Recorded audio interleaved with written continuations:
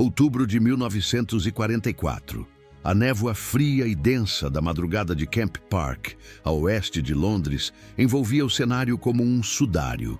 Um caminhão de transporte, com seu motor engasgando em protesto, parou abruptamente no cascalho úmido pela chuva incessante da noite anterior.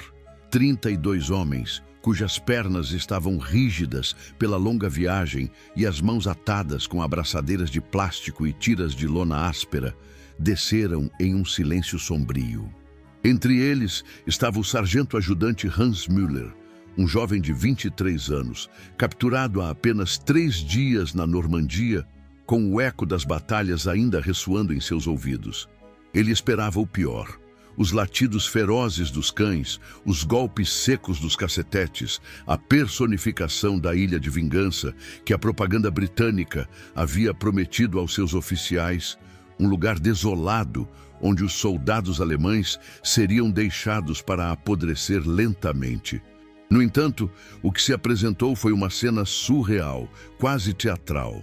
Um sargento britânico, de aparência cansada, aproximou-se com uma prancheta em mãos e um bule de chá amassado, um objeto mundano em meio ao caos da guerra. Chá enquanto resolvemos a papelada. Vocês tiveram uma longa viagem, disse ele, com uma naturalidade desconcertante.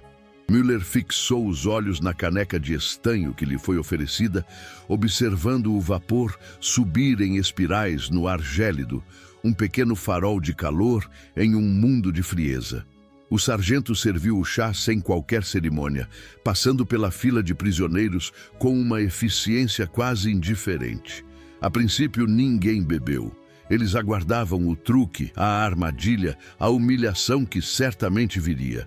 Mas ela não veio. A propaganda havia sido implacável e clara em suas descrições. O cativeiro britânico significava fome, espancamentos e tortura psicológica, marchas forçadas até a exaustão total, um processo de desumanização sistemática. A Convenção de Genebra para eles era apenas um pedaço de papel, um documento hipócrita usado em noticiários para consumo externo e prontamente ignorado na escuridão dos campos de prisioneiros. Alguns dos homens haviam visto os panfletos, as imagens grotescas de cativos esqueléticos, os avisos de que a rendição equivalia à morte certa e desonrosa. Os oficiais, em seus últimos e desesperados briefings antes do colapso final, repetiram essas advertências como um mantra. Melhor morrer lutando do que implorar aos ingleses, diziam eles, com a convicção dos que já não tinham mais nada a perder. Mas ali, naquela tenda de processamento que ainda cheirava a lona nova e desinfetante, os armários foram revistados com uma ordem que beirava a polidez. O oficial médico, um homem de meia-idade com óculos de aros finos, agia com metódica eficiência, não com a crueldade sádica que esperavam. E o chá, aquele símbolo inesperado de civilidade, continuava a ser servido, uma anomalia em um universo de hostilidade, um primeiro sinal de que a realidade poderia ser diferente da narrativa imposta. Eles foram registrados pelo nome, não por um número anônimo. Um funcionário, com uma expressão de tédio profundo, mas meticuloso em sua tarefa, pediu a Müller que soletrasse o sobrenome de solteira de sua mãe para o arquivo de contato. Ele o fez, hesitante, cada sílaba um teste de sua coragem, esperando um tapa pela demora, uma punição por sua existência. O funcionário apenas assentiu com a cabeça e seguiu em frente, para o próximo da fila, sem qualquer sinal de impaciência ou julgamento. Os bens pessoais foram cuidadosamente catalogados, não confiscados como espólios de guerra. Alianças de casamento, fotografias amareladas de entes queridos, uma gaita de boca gasta pelo uso. Tudo foi etiquetado, guardado em pequenos sacos e, para espanto de todos, devolvido.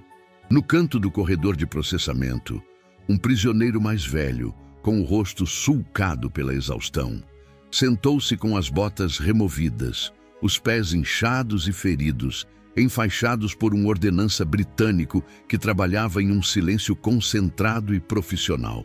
Müller observava tudo, cada detalhe, cada gesto, buscando qualquer indício de hostilidade. Ele havia sido treinado para ver inimigos, para identificar a ameaça em cada sombra, para desconfiar de qualquer gentileza. Agora, ele via um homem realizando seu trabalho, com uma dedicação profissional que transcendia a animosidade da guerra. Um ser humano cuidando de outro. O chá, oferecido novamente na porta do quartel, era amargo, forte e servido de um pote de esmalte, que provavelmente havia servido a 1000 homens antes dele. Desta vez, ele bebeu. Ainda estava quente, e aquele calor singelo era um bálsamo para sua alma gelada, um pequeno conforto em um mundo que desmoronava. O sistema de prisioneiros de guerra, POW, da Grã-Bretanha, não era uma manifestação de sentimentalismo.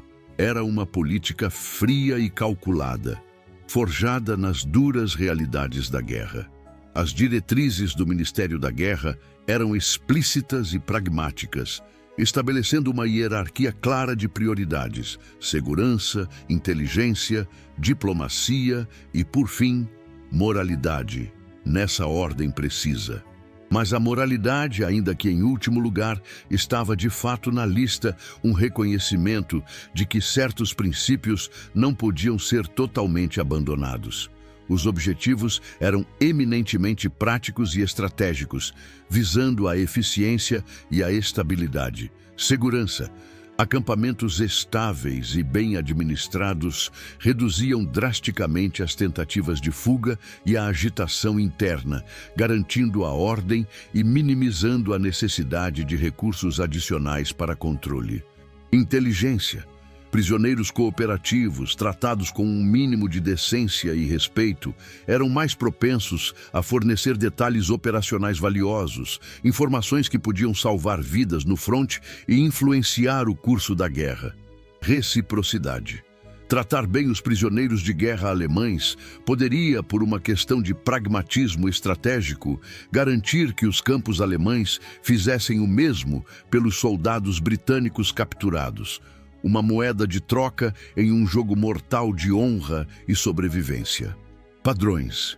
Nações que se consideravam civilizadas não abandonavam seus princípios fundamentais sob pressão, pois sabiam que a barbárie era um abismo do qual não se retornava facilmente e que a manutenção da civilidade era crucial para a identidade nacional.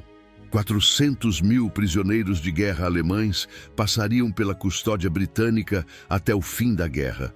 Um número colossal que exigia um sistema robusto, eficiente e, acima de tudo, consistente. Inspeções trimestrais da Cruz Vermelha, meticulosamente documentadas, garantiam que as condições mínimas fossem mantidas, servindo como um controle externo. A ingestão calórica atendia ou, em muitos casos, excedia os mínimos estipulados pela Convenção de Genebra, frequentemente em torno de 2.800 a 3.000 calorias diárias para prisioneiros engajados em trabalho físico. Como resultado, as taxas de mortalidade permaneceram extraordinariamente baixas, especialmente em comparação com outros teatros de guerra, onde a brutalidade era a norma e a vida humana tinha pouco valor. A decência, portanto, não era caridade ou um luxo, era disciplina, uma ferramenta estratégica, era a contenção codificada como doutrina, uma estratégia de longo prazo para a gestão de um grande número de cativos. E, para a surpresa de muitos, funcionou com uma eficácia notável. O processo de admissão, que Müller temia ser uma jornada de humilhação e desumanização, levou apenas 2 horas. Os exames médicos foram surpreendentemente minuciosos. Uma verificação de piolhos e parasitas, uma inspeção dentária básica para avaliar a saúde bucal e uma triagem de tuberculose, uma doença comum em ambientes de guerra. Um oficial de ligação, um homem mais velho com um alemão impecável, explicou as regras do acampamento em frases burocráticas e diretas, sem qualquer traço de emoção ou ameaça velada. O trabalho era obrigatório, uma forma de contribuir para a manutenção do campo e, em alguns casos, para o esforço de guerra britânico, mas também uma maneira de manter os homens ocupados e com um senso de propósito. A cooperação era recompensada com pequenos privilégios, como rações extras ou acesso a livros e materiais de leitura. As tentativas de fuga, por outro lado, eram punidas com confinamento solitário, uma punição severa, mas previsível e dentro das normas. Sem espancamentos, sem tribunais sumários, sem a arbitrariedade do poder absoluto que ele conhecia tão bem. Um sargento britânico, um homem corpulento com um senso de humor seco e uma voz grave, era conhecido por dizer: "O arame farpado é a punição. Não precisamos adicionar nada a isso." Müller foi designado para a cabana 7, cama 14. O colchão era fino, quase uma folha sobre as tábuas de madeira, mas estava limpo e livre de insetos. Um cobertor de lã, de emissão do exército britânico, pesado e áspero ao toque, estava dobrado aos pés da cama, oferecendo um calor inesperado. Então veio a primeira refeição em cativeiro. Batatas cozidas, carne enlatada com uma camada de gordura, pão com margarina e um café de trigo de sabor duvidoso. Não era um banquete, longe disso, mas era o suficiente para aplacar a fome e oferecer sustento. Alguns homens comiam lentamente, com uma cautela quase animal, saboreando cada mordida como se estivessem testando por veneno, desconfiados de qualquer coisa que lhes fosse oferecida. Outros comiam em um silêncio profundo, lágrimas silenciosas, escorrendo por seus rostos sujos de fuligem e cansaço, enquanto se viravam para a parede, buscando um refúgio em sua própria miséria e pensamentos. Ninguém falou sobre o chá, mas todos, sem exceção, se lembravam dele, daquele pequeno ato de humanidade em um mundo que parecia ter esquecido completamente o seu significado, um momento de inesperada gentileza que desafiava todas as suas expectativas e preconceitos. Aquela caneca de chá amargo se tornaria um símbolo, um ponto de virada silencioso na jornada de Müller. Em fevereiro, um incidente aparentemente menor serviu para cristalizar a nova compreensão de Müller sobre o sistema em que estava inserido. Durante uma tarefa de trabalho, um guarda, em um raro momento de impaciência, perdeu a calma e empurrou um prisioneiro que havia deixado cair uma caixa. A reação do sistema foi imediata e surpreendente. O guarda foi repreendido no mesmo dia, removido do serviço por uma semana, uma punição clara e visível. O comandante do acampamento fez o anúncio na chamada noturna para que todos ouvissem. Os padrões se aplicam a todos nós. Sem elaboração, sem um tour de desculpas, apenas a responsabilidade nua e crua, a afirmação de que a justiça era para todos. Müller arquivou o momento em sua mente, um evento que desafiava todas as suas expectativas. Em seu próprio exército, tal incidente teria sido ignorado, ou mais provavelmente, o prisioneiro teria sido punido por sua suposta falta de jeito ou insubordinação. Aqui, o sistema, por mais imperfeito que fosse, inclinava-se para a justiça, não de forma perfeita, mas consistente, uma bússola moral que o guiava. Na primavera de 1945, com o fim da guerra no horizonte, as restrições já haviam afrouxado consideravelmente. Os detalhes do trabalho não exigiam mais escoltas armadas, um sinal de confiança mútua. Müller e outros caminhavam desprotegidos até a fazenda todas as manhãs, uma caminhada de 3 quilômetros pelos campos ainda molhados de orvalho. Agora, um percurso de liberdade. Dalton, em um gesto supremo de confiança, entregou-lhe as chaves do trator uma manhã sem qualquer comentário ou instrução adicional. Arar o Campo Norte. Eu verificarei esta tarde. Sem supervisão, sem teste, apenas um trabalho a ser feito, uma responsabilidade depositada em suas mãos. Müller arou fileiras retas e precisas, verificou o combustível com meticulosidade, estacionou o trator no celeiro, garantindo que tudo estivesse em ordem. Quando Dalton inspecionou o trabalho, ele acenou com a cabeça uma vez, um bom, conciso, mas cheio de significado. Isso foi tudo. Mas Müller sentiu algo mudar profundamente dentro de si, algo próximo do orgulho, uma validação de seu valor.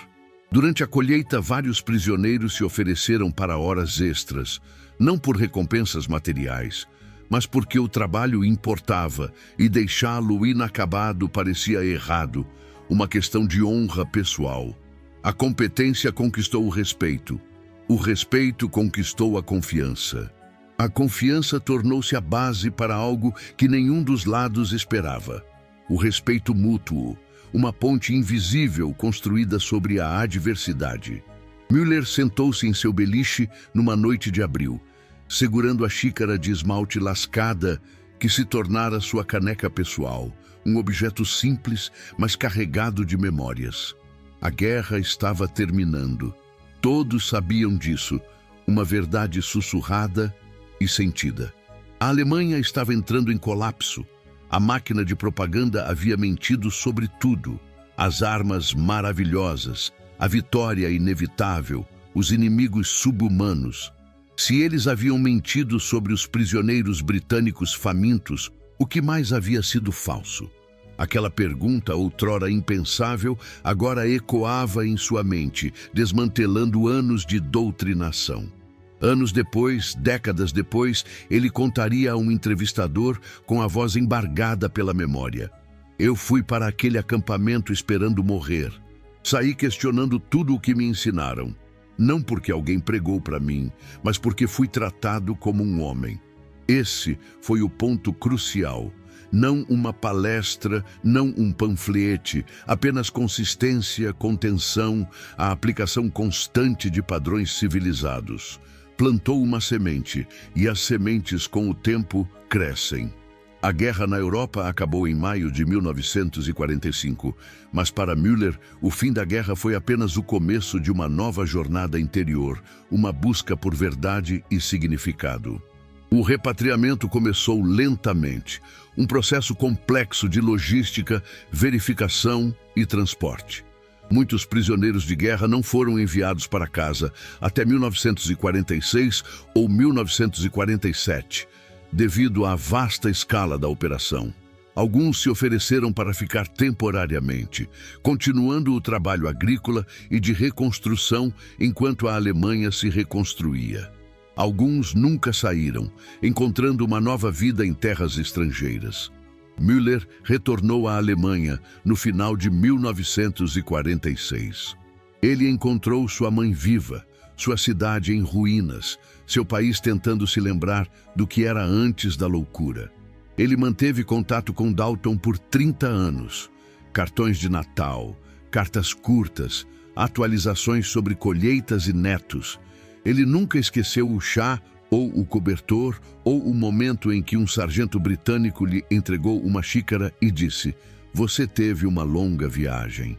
A civilização, ele finalmente compreendeu, não é a ausência de conflito. É o que você faz quando o conflito lhe dá permissão para abandonar os princípios, quando a barbárie parece ser a resposta mais fácil. A Grã-Bretanha não tratou bem os prisioneiros de guerra alemães, porque os alemães mereciam. Eles o fizeram, porque mereciam permanecer quem eram, porque a manutenção de seus próprios valores era mais importante do que a vingança. Vitória sem vingança, ordem sem crueldade, força medida não pela dor que você inflige, mas pela restrição que você mantém quando ninguém o culparia por infligi-la. Müller carregou essa lição para casa em 1946, embrulhada em um cobertor de lã na memória do chá amargo. O arame farpado caiu, a xícara permaneceu. A experiência de Müller no campo de prisioneiros, longe de ser o inferno que a propaganda pintava, transformou-se em um catalisador para uma profunda transformação pessoal. Cada ato de decência, cada gesto de justiça, por mais burocrático que fosse, plantou as sementes de uma nova perspectiva sobre o mundo e sobre si mesmo. A cada dia, a cada pequena interação, a cada demonstração de respeito, Müller desvendava as camadas de desinformação que o haviam cercado, construindo uma compreensão mais complexa e matizada da realidade. A guerra, que deveria ter endurecido seu coração, paradoxalmente o abriu para a possibilidade de uma humanidade compartilhada, mesmo entre adversários. E essa lição, mais do que qualquer vitória militar, foi a que ele carregou consigo para o resto de sua vida. Um legado duradouro de um conflito que, para ele, terminou não com um grito de guerra, mas com o silêncio de um chá compartilhado e o calor de um cobertor de lã. O retorno à Alemanha, no final de 1946, foi um choque para Müller.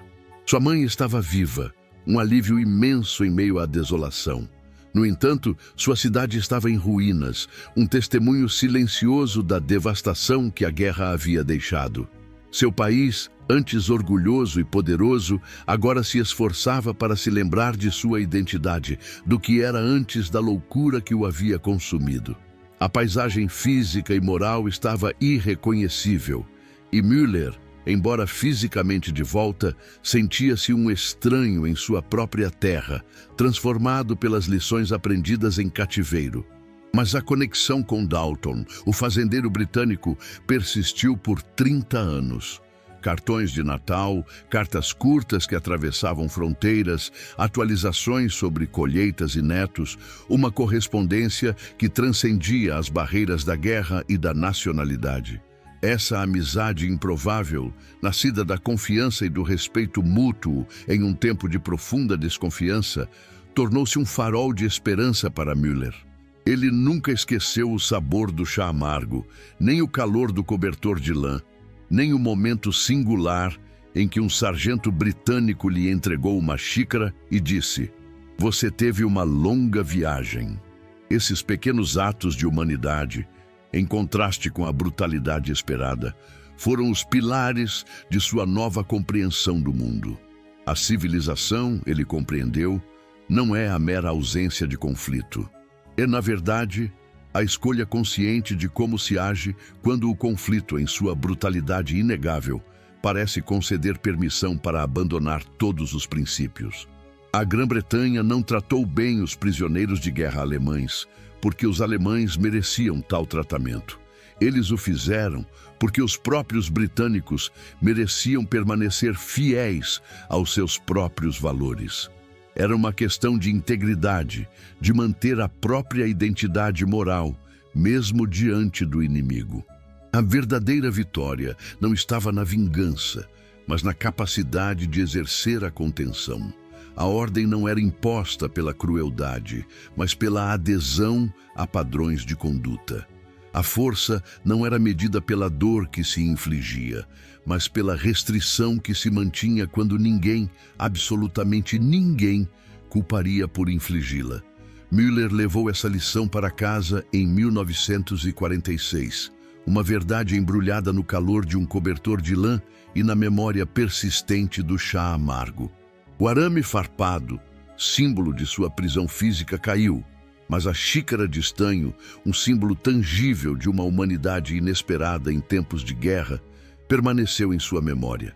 Essa história é um poderoso testemunho da capacidade humana de encontrar dignidade e respeito mesmo nas circunstâncias mais adversas, e da importância inabalável de aderir a princípios civilizados, mesmo quando o mundo ao redor parece desmoronar em caos. A jornada de Müller, de um soldado capturado que esperava a morte, a um homem que questionava profundamente suas antigas crenças, é uma reflexão profunda sobre a natureza da propaganda, da compaixão e da resiliência indomável do espírito humano.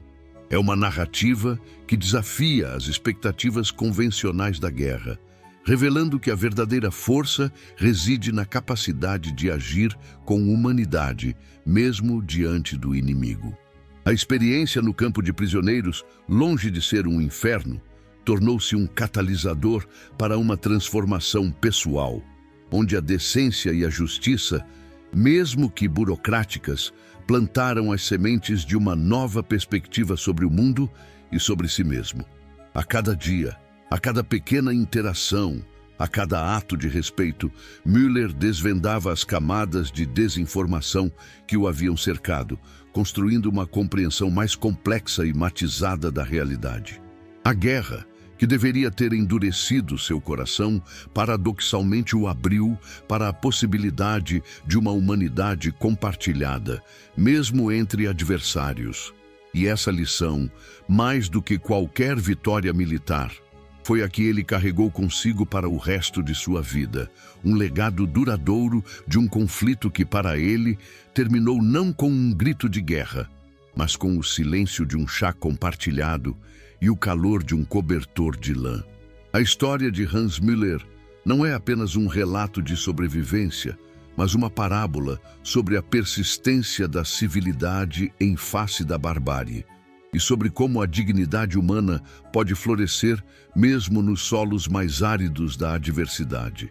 É uma lembrança de que, mesmo nos momentos mais sombrios, a escolha de agir com integridade e respeito pode ter um impacto transformador, não apenas na vida individual, mas também na compreensão coletiva do que significa ser humano.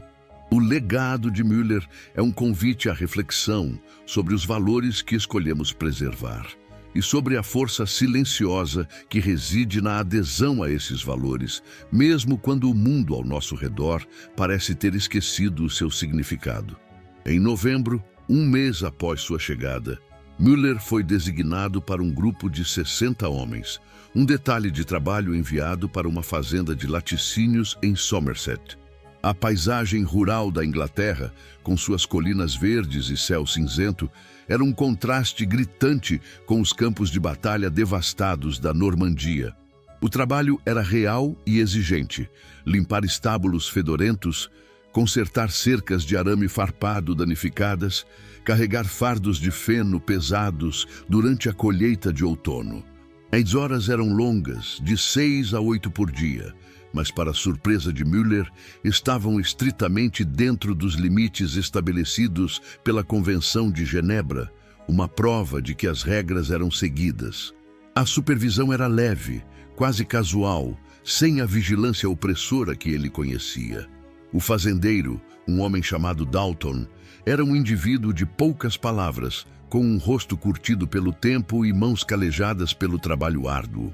Ele esperava competência, não subserviência, e a eficiência era sua principal exigência. Você quebra, você conserta, você relaxa, você está de volta ao acampamento. Não havia ameaças em sua voz, apenas a clareza inabalável de padrões e consequências, uma lógica simples e direta. Müller, que havia sido treinado para obedecer ordens sem questionar, encontrou-se, para sua própria surpresa, sentindo um certo orgulho do trabalho que realizava, uma satisfação na tarefa bem executada. As cercas que ele consertava permaneciam firmes e seguras. Os portões que ele recolocava não cediam ao peso dos animais ou à força do vento. Rações extras, um luxo inimaginável nos campos de batalha, eram distribuídas em dias de trabalho particularmente pesado, um incentivo tangível. Uma fatia adicional de pão, às vezes um pedaço de queijo forte e saboroso. Trabalho honesto por tratamento honesto. Era um contrato tácito, um acordo de respeito mútuo que ele não esperava assinar em meio a uma guerra brutal. A esposa de Dalton, uma mulher robusta com um sorriso tímido e olhos gentis, deixava chá em uma garrafa térmica no poste da cerca na maioria das manhãs. Não era um gesto de amizade, ela explicou uma vez, mas de pura eficiência. Mantém os homens trabalhando antes do almoço, ela dizia, com um pragmatismo que espelhava o de seu marido, mas com uma doçura subjacente. Mas depois de 3 semanas, ela começou a adicionar biscoitos caseiros ao chá, um pequeno gesto de bondade que não passou despercebido. Após 2 meses, Müller e outros 2 prisioneiros, que haviam se destacado por sua diligência e ética de trabalho, foram convidados para o jantar de domingo na cozinha da fazenda, Um convite que quebrou todas as barreiras. Não havia guardas, não havia fechaduras nas portas, apenas o acordo tácito de confiança, um risco calculado de ambos os lados. Você é confiável até que não seja mais. Müller nunca pensou em fugir. Para onde ele iria? De volta a uma guerra que, ele agora percebia, já estava irremediavelmente perdida. Um conflito sem sentido. Ele consertou o trator da fazenda, usando suas habilidades de mecânico amador, e Dalton observou com os braços cruzados e então, na próxima vez que o trator falhou, simplesmente lhe entregou a caixa de ferramentas. Um gesto de reconhecimento e confiança que valia mais do que 1000 palavras. A confiança, descobriu-se, podia ser conquistada na graxa e no metal dobrado, em gestos simples de competência e responsabilidade, em vez de promessas vazias. Em janeiro de 1945, o inverno rigoroso cobrou seu preço. Müller contraiu pneumonia, uma doença que poderia ser fatal em tempos de guerra. O hospital do acampamento, que ele imaginava ser um lugar de miséria e morte, era, para sua surpresa, limpo, aquecido e contava com um médico britânico e 2 enfermeiras que o tratavam exatamente como tratavam os guardas doentes, sem distinção ou preconceito.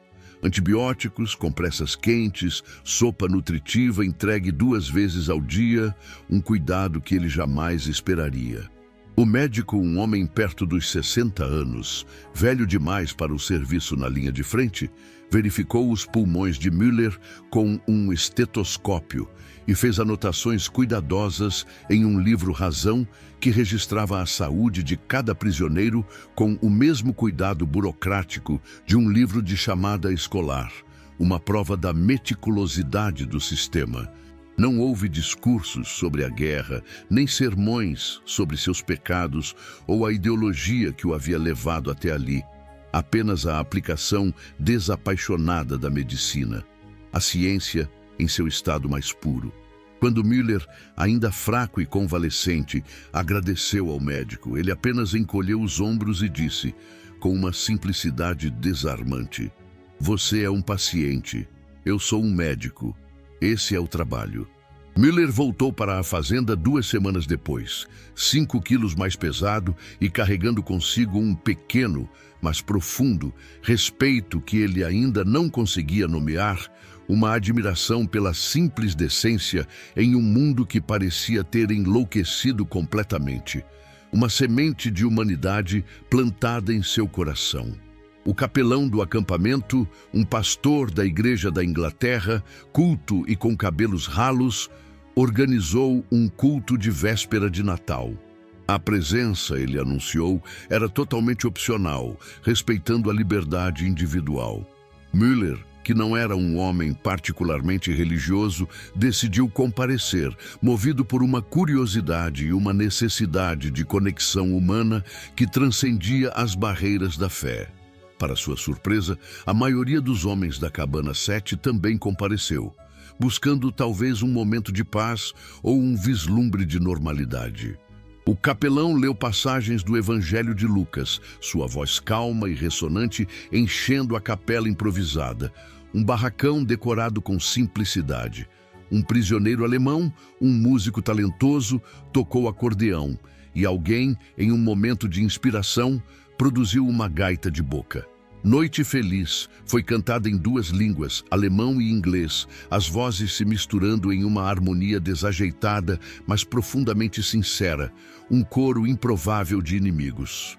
Depois do culto, os guardas que haviam permanecido em silêncio no fundo da capela distribuíram cigarros e chá extra, um pequeno agrado que era muito apreciado. Não houve propaganda, nem discursos grandiosos sobre a irmandade universal do homem. Apenas cigarros, biscoitos e um momento de paz. Um breve interlúdio onde a guerra, com toda a sua brutalidade, parecia menor e mais distante do que a sala em que estavam. Um refúgio temporário. Um guarda, um jovem com não mais de 20 anos, ficou para trás e aplaudiu suavemente quando a música terminou. Um sorriso tímido em seu rosto. Müller notou o gesto. Um pequeno ato de apreciação que transcendia as divisões da guerra. Um sinal de que a humanidade ainda existia. Os prisioneiros tinham permissão para escrever para casa uma vez por mês. As cartas eram censuradas, é claro, mas a censura era surpreendentemente leve, focada em informações militares sensíveis, não em sentimentos pessoais.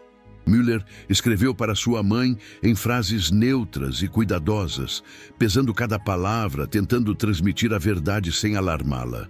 Estou bem. O trabalho é justo. Somos tratados de acordo com a lei. Não acredite no que você ouve sobre a Inglaterra. Não é o que eles nos disseram. Sua carta, após uma longa jornada através dos canais da Cruz Vermelha, chegou a ela em março de 1945. Ela a compartilhou com os vizinhos, em sussurros e segredos, espalhando a notícia de que seu filho estava vivo e bem tratado. As promessas grandiosas do ministro da propaganda, que falava em fome e tortura, começaram a se desfazer, um envelope de cada vez, minando a narrativa oficial.